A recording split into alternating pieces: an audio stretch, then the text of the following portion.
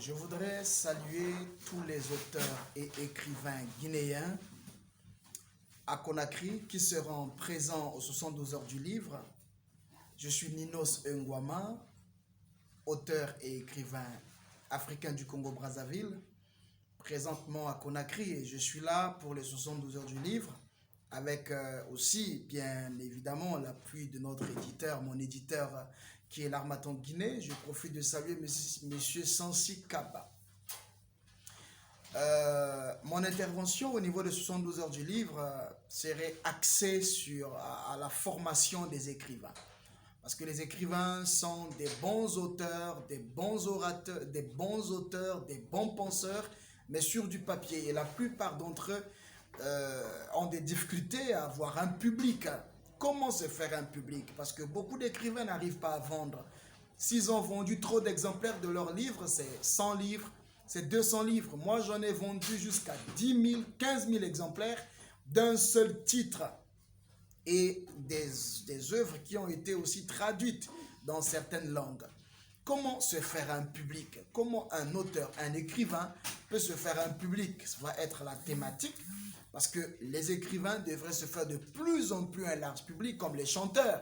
C'est vrai que moi j'ai double casquette, j'ai un premier public en tant qu'écrivain, mais j'ai aussi un autre public qui vient pour de la musique. Donc du coup, les deux publics se retrouvent autour de mes œuvres et on fait la fête.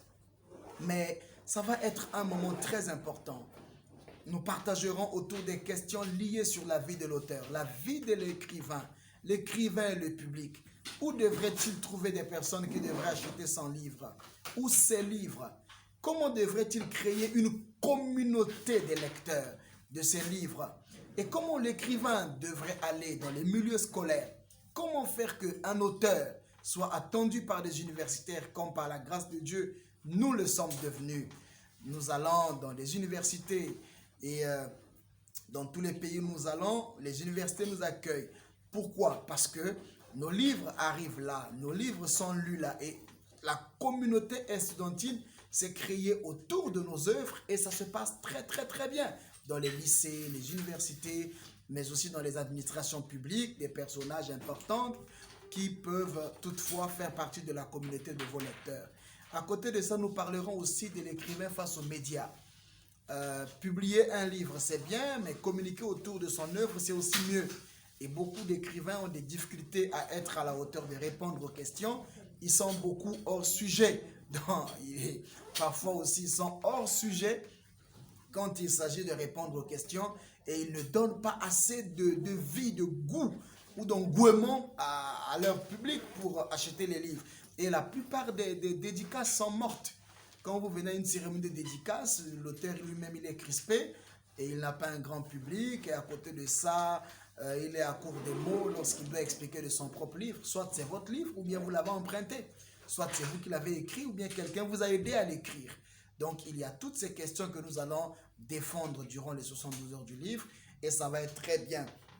Je voudrais aussi le partager, comme nous avons partagé avec M. Sansi Kaba, que la direction départementale du livre et de la lecture publique de Pointe-Noire et la personne du directeur départemental, M. Alphonse Kala, qui est aussi un grand auteur africain, serait de la partie, mais en ligne.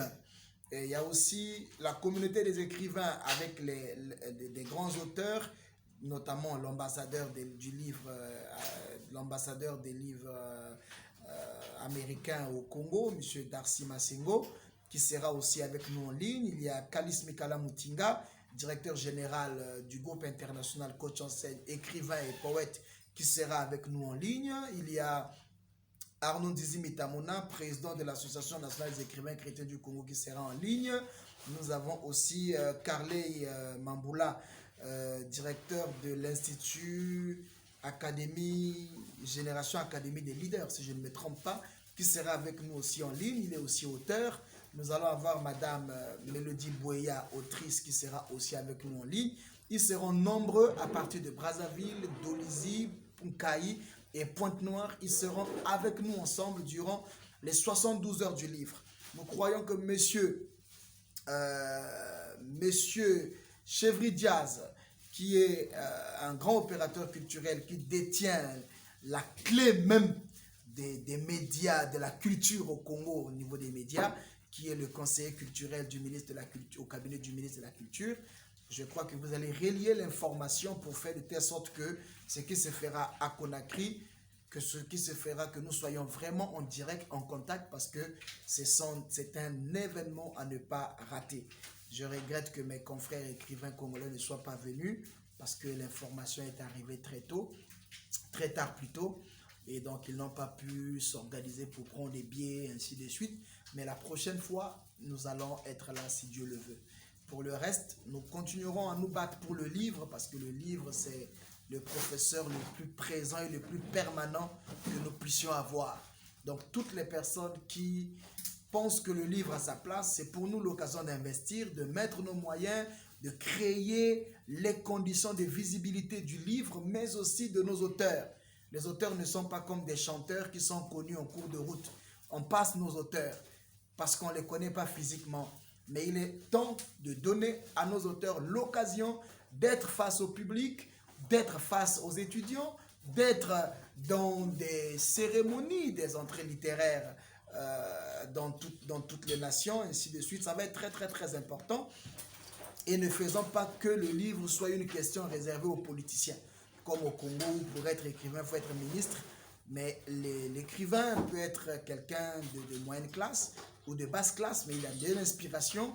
S'il a des belles idées, alors les éditeurs sont là pour produire les écrivains. Donc, j'encouragerais tout le monde à être penseur sur du papier. Et le meilleur magasin du papier, les meilleurs magasins des idées, c'est le papier.